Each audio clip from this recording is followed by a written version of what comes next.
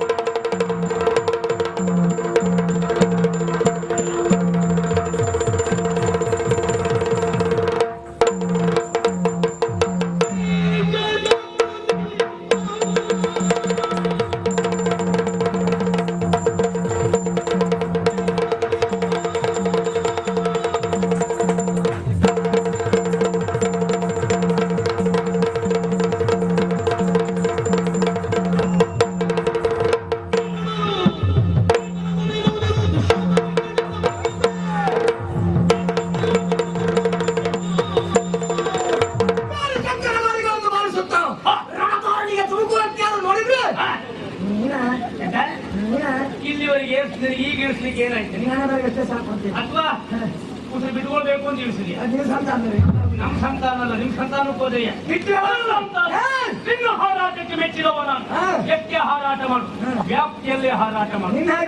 ಹೋದ್ರೆ ಉಳಿದವರಿಗೆ ತೊಂದರೆ ಆಗ್ತದೆ ಅಂತ ಹೇಳಿದ್ರು.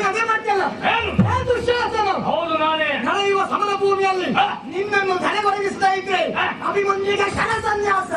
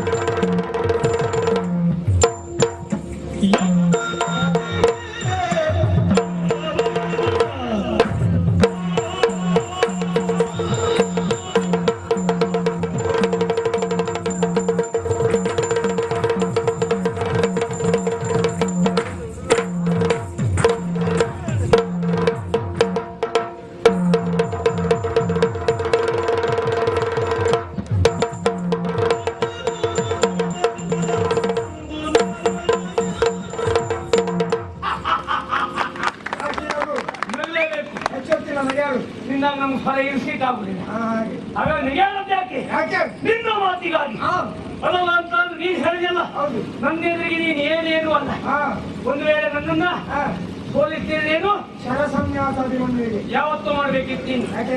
ಅಲ್ಲಲ್ಲ ಅಂತಾದ್ರೆ ಹಾ ಹೋಗಿ ಹೋಗಿ ನನ್ನ ಎದುರಿಗೆ ನೀವು ಒಂದು ಸನ್ಯಾಸಿ ಆಗ್ತಿಯಲ್ಲ ಅನ್ನೋ ಬೇಸರ ನನಗೆ. ಸನ್ಯಾಸಿ ಹೌದೌದು. ಹೇಗೆ?